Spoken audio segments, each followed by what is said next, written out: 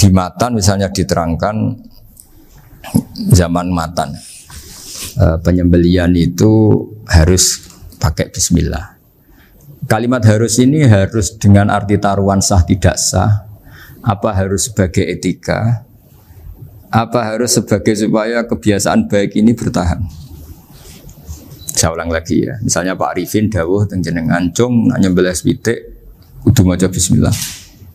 Kalau kamu memotong hewan harus baca bismillah. Kata harus itu apa artinya syarat sah, sehingga kalau tidak baca tidak sah. Apa keharusan dalam makna etikanya harus baca bismillah. Jadi urusannya hanya apa? Etika atau afdoliyah. Atau kita tidak ingin kultur baca bismillah itu hilang, sehingga barang tidak wajib pun kita wajibkan supaya kultur baca bismillah itu tidak hilang. Nah, Imam Syafi'i itu milih yang tidak wajib, itu hanya urusan etika. Sehingga zabihatul muslim meskipun nggak baca bismillah, baik secara sengaja maupun lupa tetap halal ya, tetap sah, tetap halal. Tapi beberapa ulama mengatakan baca bismillah itu wajib dan menjadi syarat sah. Ya kira-kira karena pamit tadi, yang beri nyawa itu Allah, kok apa yang menghilangkan nggak pamit, sudah menghilangkan nyawanya ayam dimakan lagi. Wah itu selingkuhannya kan pasti marah itu. Selingkuhannya, pacarnya, anaknya, cucunya itu kan marah itu. Tapi kalau pamit yang punya kan enggak.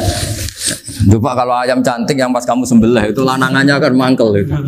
Kalau kebetulan sudah tua kan karep-karepmu kan gitu. Jadi apa? Itu yang tahu Sarah. Saya ulang lagi, yang tahu Sarah, karena ini sudah jelimet. Sudah jeli, sehingga nggak ada kitab matan yang Indo kecuali disarai. Dulu ada kitab namanya Takrib, karangannya Abi Suja, terus disarai kecil sekali oleh Fathul Qorib, ya oleh Ibnul Qasim Al-Huzi, terus disarai lagi oleh Bajuri. Jadinya Bajuri itu sudah sarhun ala sarhin warifin, ya sudah sarhun ala sarhin, bukan sarhun ala matnin tapi sarhun ala sarhin. Nah kenapa memang kita butuh itu? Saya ulang lagi, kita butuh itu. Nah, kenapa butuh? Ya karena mau tidak mau. Saya ulang lagi, mau tidak mau. Karena matan itu seperti itu. Misalnya matan cerita, yang dikatakan menyembelih itu apa? Ya nyembelih itu ya nyembelih. Nyembelih itu memotong hewan. Terus motongnya dari mana?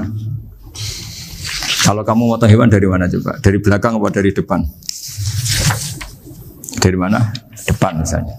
Pertanyaannya, ketika dari depan itu paling penting terpotong al-hulkum wal mari misalnya. Yang satu majrur to'am, yang satu majrur ruh ya gitu, majrur nafas. Tapi andekan dari belakang gimana? Tapi tetap terpotong. Mulai ribet kan? Kalau kubu sebelah kan enak, pokoknya nggak sunah Rasul seperti itu, nggak mau debat. Tapi kita tidak, cara berpikir tidak gitu. Ini kan status hukumnya halal apa haram ketika ada orang motong hewan dari belakang. Nah, terus kita berdebat kan, mesti berdebat itu mau dibilang haram, nyatanya memenuhi syarat apa tadi pemotongan. Hukumnya kena, amarinya kena. Mau dibilang halal. Jangan-jangan pitiknya sudah pingsan, sudah mati karena dogrok-ogrok dari belakang. Nah, itu terus ulama debat. Nah, kan mungkin juga. Ya kan? Pitiknya sudah setengah kena corona, pingsan terus. Ya kan? Sudah pingsan terus digorok. Nah, seperti ini mau tidak mau, kita harus detail. Detail artinya yang dikatakan menyembelih itu apa? Ya nanti tak bacakan tabir-tabir di Bajuriyah sekaligus ijazah untuk jenengan semua. Saya tadi alhamdulillah ketemu Pak Arifin lama, ngendikan panjang lebar tentang pentingnya ilmu. Yang dikatakan nyembelih adalah mematikan hewan yang hidup dengan kaifiyah syariah. Saya ulang lagi, mematikan hewan yang hidup dengan kaifiyah syariah. Nah kalimat hidup ini mulai masalah. Hidup yang apa? Misalnya ada hewan. Saya sering kalau ngaji cerita, ada ayam jago ketandang mobil, ketabrak mobil, kejet-kejet. Enggak kamu sembelih pun 1 menit lagi pasti meninggal. Ini kan hanya koordinasi prosedur saja. Karena prosedur ayam mati harus kejet-kejet, enggak boleh enggak langsung peletes mati, enggak boleh. Nah pertanyaannya ketika kejet-kejet ini kamu sembelih, itu halal apa enggak? Wong andekan enggak disembelih juga sudah mati. Artinya enggak penyembelihan ini kan tidak memberi kontribusi pematian, tapi enggak ngefek. Gitu. Makanya terus ada perdebatan. Ada hayatun mustaqirrah, ada hayatun ittiroriyah, ada harokatu masbuh. Itu kalau nggak sarah tidak bisa. Lalu pertanyaan nakalnya begini. Saya itu betul pernah ngalami itu. Wayam jago itu kan mahal, apalagi kalau Bangkok kan. Saya pas jalan-jalan sama anak saya, sama jalan-jalan mau ke pasar itu di pertolongan dua rumah. Gue sih halal tuh orang, kadang tanya orang awam, halal kata saya. Gitu. Padahal andai kan tidak disembelih ya pasti mati. Suatu saat ada yang mengkonfirmasi lagi. Saya bilang kalau kiai ya tidak pantas makan ayam gitu, tapi kalau kamu tidak kiai ya pantas saja. Daripada rata halal lo geremeng eman kan ribet. Nah sebetulnya itu dalam mazhab Syafi'i itu tidak halal karena dia sudah tidak punya hayatun mustaqirrah. Karena tadi setengah menit lagi atau 1 menit lagi pasti mati. Kan dia belum mati karena koordinasi Israel saja tetap yang ngambil itu.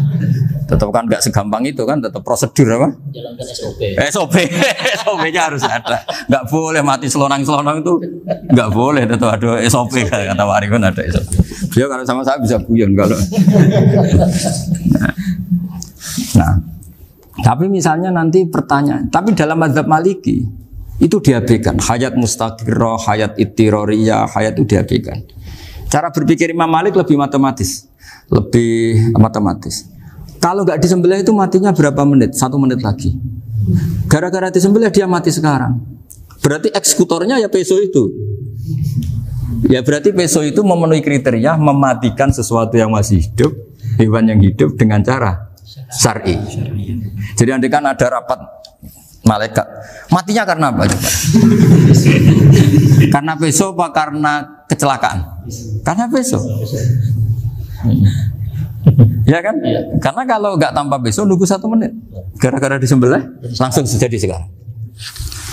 Nah karena hukum halal ini yang menarik dan menguntungkan. Di bab ini orang jadi Malikiyah semua. Mana maksudnya ya? Jadi kita ini sebetulnya Syafi'i pecundang gitu. Syafi'i partai politik. Jadi kalau sedang tidak menguntungkan ya kata siapa kita Syafi'i banget? Tidak juga itu.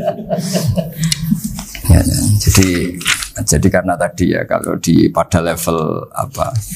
pada level perdebatan ulama itu ada tadi ya, ada seperti itu, ada hayatun mustaqirrah, ada hayatun ittiroriyah, ada harokatul masbuh. Jadi tak baca ya supaya dapat barokahnya ulama ya. Jadi tak baca redaksinya ini di halaman, terus kitab ini saya tinggal sebagai amal saya, keluarga saya, sebagai penghormatan saya sama Habib Ali, Habib Qures, Habib Hussein semuanya, Pak Arifin dan Bismillahirrahmanirrahim. Wa'alam, ini halaman 562, ikutnya bab kitab Ahkami Sayyidi wa Dzabai. Ya, jadi nanti yang mungkin kalau beda halaman cari di babnya kalau beda halaman cari di babnya. Karena kadang beda halaman warifinnya. Kalau cetak sekarang enggak. Beda. Iya, kadang beda juz sekarang. Kayak Ikhya sekarang tuh sampai 6 juz. Zaman kita ngaji kan 4 ya. Sekarang ada yang 6, ada yang ribet cetakan sekarang ya. Di atas ada 10. Satu Ikhya itu. Hurufnya dibesarin. Ikhya biar. Iya, ada yang sama. Karena ngerti zaman akhir paling sudah agak buta huruf. Saya tuh dulu punya guru terakhum sudah sepuh. Itu baca gini nggak bisa, Pak. Jadi kalau di kelas harus dituliskan pakai spidol. Mulang Minhajul Abidin, sudah sepuh sekali. Kalau ngajar itu nggak bisa jalan, udah pakai beca. Itu yang nulis agak kurang ajar. Nulis CDE cepet bar. Jadi kadang itu itu. Beliau masih semangat, tulisannya habis. Lo kok sentek jeng? Terus ya wes ya. Jadi nulisnya di HVS baru dulu. Udah cepat selesai. Iya. Nah kalau beliau pakai kitab sudah nggak berso itu. Anak-anak wah nulis sidik benang bar. Ribet. Saya ulang lagi ya. Jadi yang mau saya baca tadi itu logika fikih ya. Fikih itu berpikir ya. Di mana-mana namanya menyembelih itu dari hidup dimatikan dengan kaifiyah syariah. Kaifiyah syariah ini tidak boleh kamu nyontohkan harus disembelih, keliru juga. Karena untuk hewan yang berat atau hewan liar cukup dipanah asal ma'an harodama yang bisa ngalirkan apa? Darah. Jadi makanya saya umumkan bikaifiyatin syariah Pak Arifin kan tidak harus motong kan bentuknya. Kalau hewan liar kan atau sapi kurban liar kan, sapi kurban ucul liar kan boleh dipanah, boleh macam-macam. Nah kalau tembak bisa diperdebatkan karena ada unsur api Pak Arifin. Jadi bisa debat. Meskipun ada yang bilang boleh tapi bisa debat lagi kan? Karena ada unsur apa? Api Pak Arifin. Iya. Tapi ini saya cerita umumnya bikaifiyatin syariah. Nah karena kalimat hewan hidup, ada kalimat hidup. Hidup yang apa kan pertanyaannya? Hidup yang sudah kejet-kejet, misalnya sudah koma, sudah kena corona, disentak istrinya, itu. Apalagi ayamnya menyaksikan pasangannya diselingkuhi, wah itu sudah stroke itu dia. Nah itu. Makanya kalau orang suka macam-macam itu kayak ayam makanya itu. Saya baca ya. Bismillahirrahmanirrahim. Wa'lam annahu yujadu fi ibaratihim hayatun mustaqirrah, hayatun mustamirrah, harakatu madhbuh. Wa yuqalu aisyu madhbuhin. Wal farqu bainaha annal hayata al mustaqirrah yakunu ma'ha ibsarun bi ikhtiyarin wa nutqun yu bi ikhtiyarin wa harakatun ikhtiyariyah. Wal hayat al mustamirah ya allati tastamiru ila khurujir ruh minal jasad. Wa harakatul masbuh ya allati la yabqa maha ibsarun bi ikhtiyarin wala nutqun bi ikhtiyarin wala harakatu ikhtiyariyah. Bal yakun maha ibsar wa nutqun wa harakatun ibtirariyah ini. Wa ba'duhum farraqa bainahuma. Sampai saat terus ini. Jadi ini perbedaan-perbedaan pandangan ulama. Nah, Imam Malik itu mengabaikan semua istilah itu. Sing penting pas mbok sembelih iku kecelok urip, cara wong Jawa iku kecelok urip.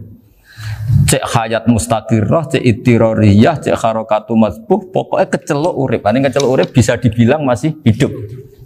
Karena kalau bisa dibilang masih hidup, kamu sembelih tetap nanti rapat malaikat kira-kira gitu. Ini matinya karena apa?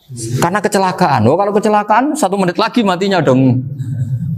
Tapi kan matinya sekarang ya karena disembelih.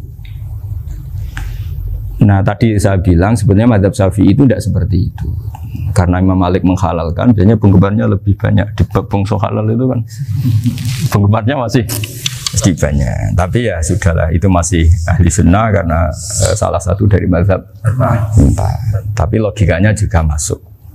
Jadi kita bukan sekedar taklid ke Imam Malik, tapi kalau kita ikhtiyat ikut Imam Syafi'i ya monggo, karena mungkin secara medis karena mengalami seperti itu mungkin tingkat kesehatannya apanya sudah ya sudah lah, yang penting makanya terus orang Jawa pinter nak PTE jago ya halal, nak cilik enggak lah. Itu kan ibarat perdebatan antara kepiting sama yuyu. Yang menghalalkan kepiting itu mengharamkan yuyu. Tahu yuyu yang kecil di sawah ya? Tak tanya, kenapa yuyu halal? Karena amfibi Gus, bisa hidup di dua alam. Memangnya kepiting enggak? Oh beda. Ternyata beda maksudnya. Eman Gus kalau haram. Eman kan, kalau yuyu haram kan nggak ngefek kan, kecil. Ini mufti kok. Oh, udah kadang halal, udah kadang makan selama ini. Iya, selama ini udah kadang makan itu. Makanya banyak kiai yang mengharamkan kepiting sebetulnya, tapi minoritas kan. Tapi yang mengharamkan yuyu mayoritas, wong kecil aja. Jadi kita ribet ikut siapa? Gitu. Kata siapa ahli fikih gak mikir untung rugi. Makanya saya ini bingung, jadi saya ini kan kiai ya, kiai betul, susah kadang jadi kiai. Sebagian guru saya itu mengharamkan kepiting. Nah kalau kayak dolan di daerah Juwono Mas Nafis daerah itu, penghormatan tertinggi santri itu kalau nyugoi kiainya kepiting karena itu makanan termahal. Bingung kan dia? Mau tidak makan itu kayaknya dipersiapkan betul Pak Rifan.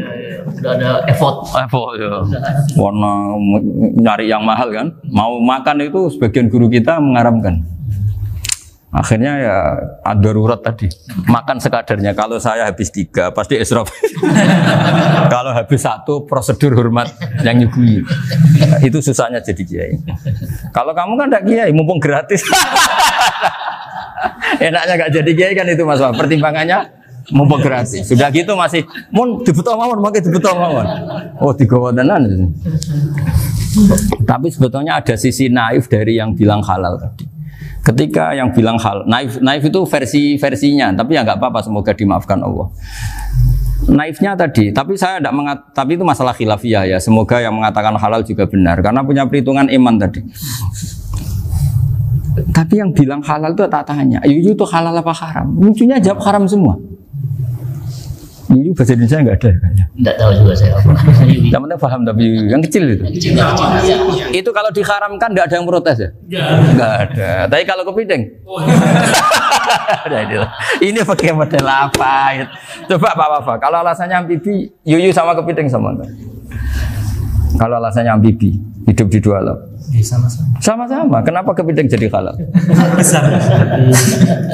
Lebih bernilai. Ini juga mufti model baru. Mungkin muftinya menghalalkan itu. Iya makanya. Kan jadi kayak tadi ayam jago tadi orangnya tak tanya akhirnya. Andekan yang kecelakaan itu ayam kecil. Kamu tanya saya enggak? Ya enggak, aku langsung tak buang. Kan langsung dibuang. Berhubung ayam besar. Eman kan. Tapi nurani aja sebetulnya protes. Nyembelih klek-klek. Kadang kan apa kejet-kejet itu sudah tunggu SOP cara Pak. Ya tapi apapun itu ini ilmu harus didengar ya supaya sampean tahu ya, ada hayat mustaqirroh, ada hayat mustamirroh, ada hayat ittiroriyah, paling enggak kita ngerti lah. Karena nanti di bab B ya nyun sewu di bab apa B itu ya nanti nggak sahnya karena apa? Tidak mutamawal. Misalnya saya punya utang sama Pak Arifin ayam jago, tak bayar dengan jago yang mengalami kehidupan sudah seperti itu, kan tidak sah. Meskipun itu hidup tapi sudah tidak hayat yang mustamirah, tidak normal. Jadi ilmu itu apapun tidak cocok kita karena beda mazhab misalnya, tetap sebagai apa? Ilmu. Jadi jangan pernah anti ilmu meskipun kita tidak cocok. Dulu saya itu heran sama Abu Hanifah karena membolehkan merujuk wakaf. Wakaf itu kan nggak boleh ditarik kembali dalam mazhab Syafi'i dan hampir semua ulama bilang gitu. Tapi kalau kata Abu Hanifah, jika nazir yang nerima itu tidak sesuai rencana kita, keinginan kita, itu boleh narik kembali. Fa innal waqfa atiyatun makhdoh, kata beliau. Wakaf itu ya pemberian normal saja. Suatu saat ada peristiwa gini Pak Arifin ya, ada orang kaya raya mewakafkan tanah itu senilai kalau nggak salah itu 60 miliar. Singkat cerita beliau bermain apa gitu, bisnis apa itu bangkrut. Kemudian itu belum disertifikatkan wakaf. Kemudian nggak ada yang disawang coro Jawa, nggak ada yang dilihat, terus mau dibeli sama nyuwun sewu sampai yang mau beli yang mampu itu non muslim. Singkat cerita ada orang kaya muslim yang mau beli itu tapi ada problem karena itu wakaf. Tapi kalau nggak dibeli itu malah dibeli non muslim. Tanya saya, akhirnya saya jawab nggak apa-apa dibeli saja. Ikuti mazhab Abu Hanifah. Karena kalau mazhab Syafi'i itu nggak sah semua pembeliannya. Tapi apa artinya mazhab kalau kita berpikir nggak sah tapi yang jual melakukan? Nah itu yang nggak dipikirkan oleh orang-orang fikih yang di Menara Gading. Apa gunanya kita bilang nggak sah, tapi yang punya tanah tadi tetap menjual. Karena tidak mengindahkan hukum itu, mau apa? Makanya saya bilang ke Kiai tentang Gus itu nggak ada kaulnya dalam adab Syafi'i. Saya bilang kamu mengharamkan itu tidak ada gunanya karena itu tetap dilakukan. Jadi kita pertimbangannya ndak itu, daripada dikuasai situ mendingan kita. Betul. Nah itu sisi-sisi fikih. Makanya ini kita ngaji fikih tidak segampang itu memberi fatwa karena pertimbangannya banyak Pak. Tidak hitam putih gitu maksud saya, ini cerita. Jadi nanti kamu ngerti. Jadi mau apa coba? Itu kan ibarat gini. Hukumnya kita ngajar perempuan itu masalah sebetulnya secara karena itu ajnabiyah. Tapi fikih mentoleransi li ajli ta'lim karena untuk belajar enggak apa-apa. Kalau sudah jadi fakta itu ribet. Dia maunya belajar sama kamu dan sekali kamu tidak mau belajar ke yang lain yang potensi menyesatkan.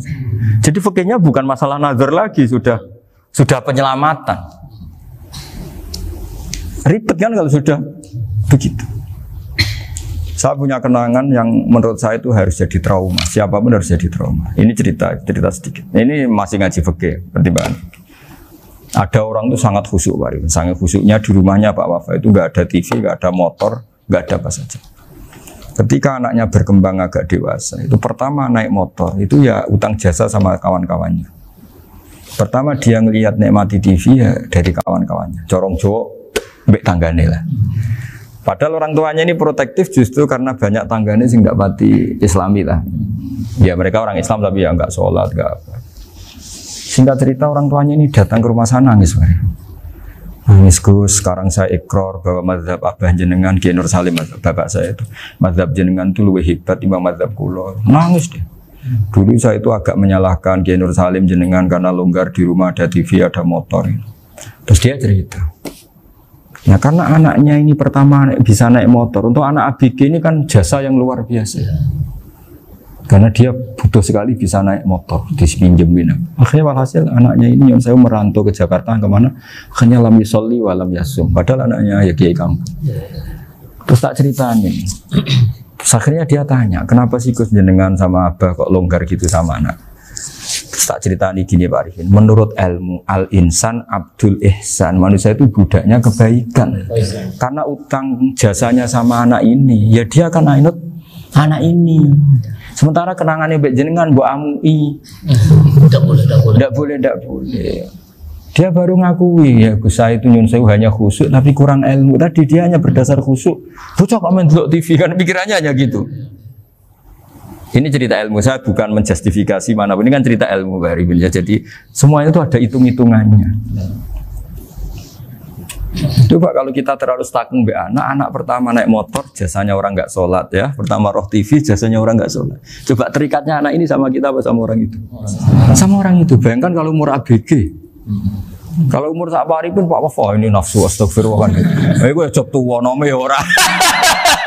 Gaya tok, bareng tua udah khusus gue gaya tok. Aslinya namanya bodoh. Ya saya sama semua. Cuma saya akan lebih jujur dari biasa. Jadi orang itu harus ngitung gitu. Itu kenapa Mbah Mun tuh kayak alim alama. Setahu saya dalamnya ada TV. Putra-putra ini lihat TV. Meskipun kita tidak mungkiri negatifnya TV, kita nggak mungkiri Pak Arifin ya. Tapi tadi ketika anak-anak ABG itu pertama lihat TV jasanya tombol nih. Kalau kebetulan tanggane wong soleh nggak masalah ya. Kalau enggak, itu nangis ke rumah saya itu ya. Nyesel dia. Tapi saya bilang gini, ini jenengan tiang soleh, mesti anak jenengan suatu saat kembali. Coba pola jenengan harus rubah. Ini hebatnya Nabi. Ketika Sayyidah Aisyah masih kecil, minta diperlihatkan Li'bul Habasyah. Itu diturutin kan masyhur itu. Kayak apa Nabi? Karena kalau nggak diturutin, pasti Sayyidah Aisyah akan ngidolakan mainan yang lain yang di luaran sana malah. Itu karena Nabi punya kearifan tadi. Jadi ini kan ilmu, lagi-lagi ilmu. Jadi yang semua itu harus dibaca dengan ilmu. Makanya kata Nabi, ad-dunya mal'unatun mal'unun fiha illa dzikrawah wa ma'alahu aw aliman aw muta'aliman. Karena dunia ini hanya bisa dibaca dengan ilmu. Yang diridai Allah maksud saya hanya bisa saya itu banyak kenal menteri, kenal pejabat. Tapi saya tidak pernah melihat itu sebagai pejabat. Melihatnya itu orang yang ingin belajar agama. Karena sekali salah melihat, yang hidup itu tamaknya Pak Arifin. Yang hidup kan tamaknya. Saya kenal orang kaya kok melihat kayanya. Yang hidup itu tamaknya, ingin dapat ini. Tapi kalau melihat itu sebagai hamba Allah yang ingin belajar, insya Allah kita selamat dari tamak. Meskipun kita ya manusia tidak sempurna. Setidaknya ketika dia lomo atau tidak lomo, nyalami template apa tidak ngefek karena kita melihat ini mau belajar. Tapi kalau kamu didorong tamak, katanya orang kaya ternyata nggak tahu haknya kiai, ribet kan? Ribet. Ya kalau kamu punya santri cantik ya lihat itu sebagai santri kamu. Jangan melihat ini mau nggak sama saya, kalau enggak ya wah ya ribet kalau gitu. Ini anak-anak muda harus dilatih ikhlas, baru bahaya ini santri-santri sampean kalau nggak dilatih ikhlas ini bahaya. Karena ini belum punya penggemar pejabat, paling ya anak-anak yang ya tadi ABG. Jadi lah Sarah kembali lagi Sarah itu membicarakan itu detail. Jadi ya makanya kenapa orang mati yang lahir langsung meninggal itu nggak wajib disolati. Ya, alasannya fikih ya lucu. Karena dikatakan sholat mayit di mana-mana mayit itu sabakohu hayatun. Di mana-mana namanya mati itu terdahului oleh hidup. Nah ini nggak pernah hidup langsung mati. Jadi fikih itu kadang lucu. Ya gitu aja alasannya. Kamu nyolati apa? Mayit. Kenapa kok mayit?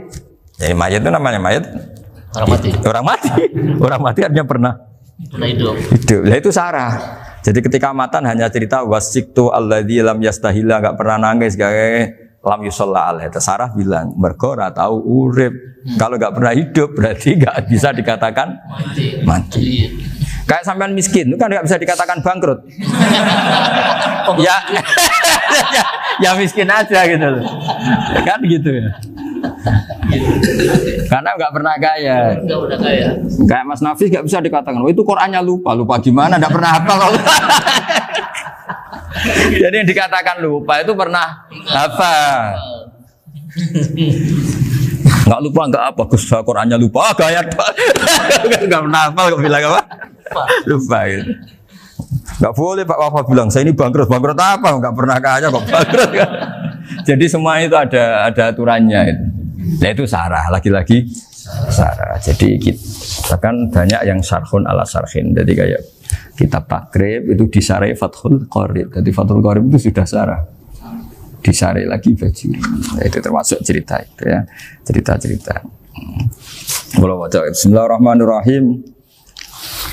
Ya, wa yakunu qad dzukira daf'atan wahidatan la fi daf'ataini. Islam tujad al hayat al mustaqira inda daf'ati saniyah. Amma idza wujidat al hayat al mustaqira inda daf'ati saniyah fayakhilu al masbuhu aidan. Fasartu wujudul hayat al mustaqira fi ibtida'il wati akhir marrah. Wa makharu dzalika inda tulil fasli wa illa fala rafa'a sikina wa ada fawran aw alqaha liqaniyaka latan wa akhadha ghairaha fawran aw saqatat minhu wa akhadha ghairu halan aw qallaba wa qata abiyama bagi hal al masbuh. Jadi ini masalah sarah. Sarah itu sudah detail. Misalnya gini, kamu motong ayam. Motong ayam harus sekaligus shred jadi. Jangan sampai nyuwun sewu 2 kali. Jangan-jangan misalnya gini, ayam tak potong pas ke kiri separuh. Ya, ke kiri separuh apa hulkumnya. Pak Arifin datang, Assalamualaikum Gus Pak, waalaikumsalam, terus santai jagungan dulu.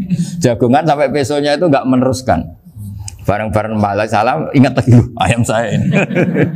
Ketika saya meneruskan ini, potensi ayam ini sudah mati atau sudah hidup yang ini masih mazhab Syafi'i loh ya. Atau sudah hidup yang sudah tidak normal. Artinya apa? Penyembelian kedua yang mengeksekusi tadi sebenarnya mengeksekusi barang mati. Yang penyembelian pertama tidak bisa dikatakan penyembelian karena tidak sampai mati. Penyembelian kedua berstatus setengah mati. Nah, kalau seperti itu maka haram.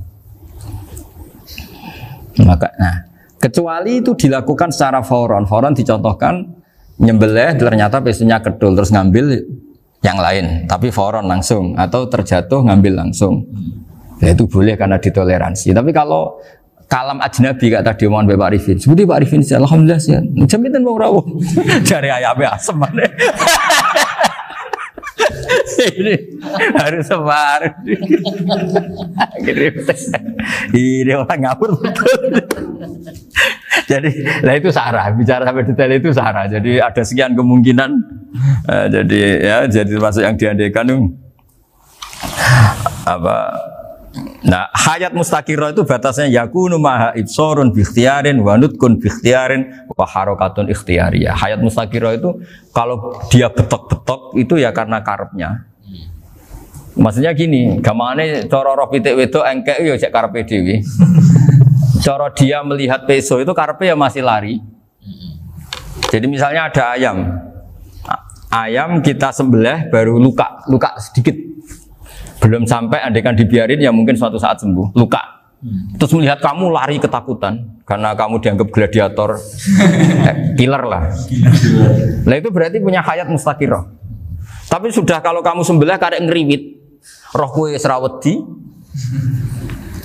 ya kan?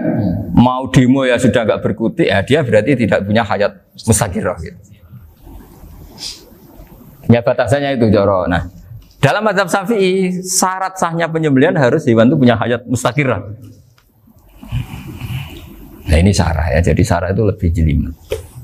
Nah makanya kenapa tidak boleh nyembelih pakai yang tumpul Mas Nafis? Takutnya ayamnya itu ngalami dohtoh, atau kok ditekek. Misalnya sama nyembelih pakai peso tumpul, ini kini ketekek, takut. Kan dia misalnya ayamnya jantungan, roh peso wis setruk kan, udah gitu ketekek. Nah itu mati dulu pasti itu. Siksa. Jadi pas diongok-ongok dia sudah mati. Jadi nanti kalau di akhirat, sebetulnya saya sudah mati loh, ngawur. Wah, apalagi nganggo keris naga sasra. Wah, itu sudah gereng sakti kan diginikin tok sudah mati kan?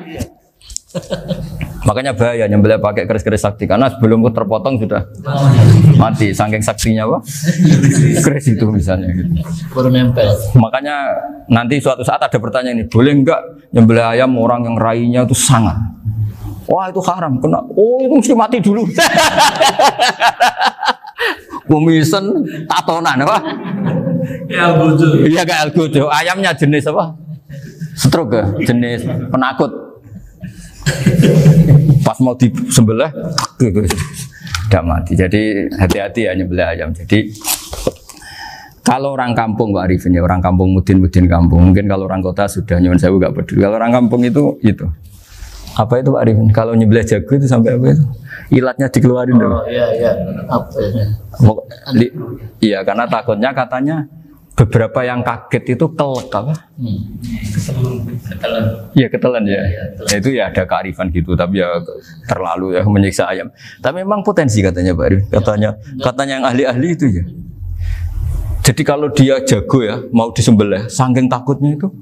Kalau orang Jawa kalau takut kan yang ngelek idu ya. Orang Jawa loh ya. Itu kalau orang takut kan kadang apa kayak. Nah ayam itu nak ketakut. Kadang ininya terus apa? Lidahnya masuk. Akhirnya pas disembelih ini nggak kena. Nah, makanya terus banyak mudin yang punya ikhtiar tadi. Pernah lihat apa yang ayam jago itu? Ilatnya dikeluarin. Ya, itu ya tidak wajib, cuma tidak bisa kita salahkan. Tapi kata penyembelih yang ini tak tanya. Eksekutor yang lain, pokoknya rodok dipenegus. Iku seraiso. Saya belum pernah nyembelih ayam karena ini kan selain nggak profesi saya juga nggak mentolonan saya. Tapi ini beberapa kefiah yang penting kita tahu ilmunya. Yang paling pokok itu qatul khulqum wal mari. Ya kira-kira dalan sing digo nafas sama digo makanan tadi. Ya tapi itu tadi caranya. Semua itu harus mengalami atau masih punya hayatun mustaqirah. Nah, takutnya dalam konteks nyembelih yang apa tadi? Saya bilang separuh tadi. Itu jamnya normal enggak, itu sudah jam 11 ya? Jam 10. Oh, jam mati almarhum itu. Itu enggak halal disembelih itu sudah maitah ya. 10:14 kan. Iya. Ya, makanya saya bingung ya jam. Ya, jadi itu Pak Wafa ya, pentingnya sarah itu seperti itu. Matan itu kan asal nyembelih saja, tapi di sarah diterangkan jangan hanya nyembelih, yang disembelih harus ada hayatun mustaqirah, karena dikatakan penyembelihan adalah menghilangkan nyawa dengan cara yang syar'i. Nah, kalau nyawanya saja sudah hilang, bukan nyembelih gitu. Nah, potensi itu ada ketika jago kamu sembelih pakai yang tumpul. Ini ada dokhtoh. Loh, hewan itu juga kayak manusia loh, karena punya hati. Ketika takut saja mati. Nah, takutnya ulama kan ini ngalami dokhtoh.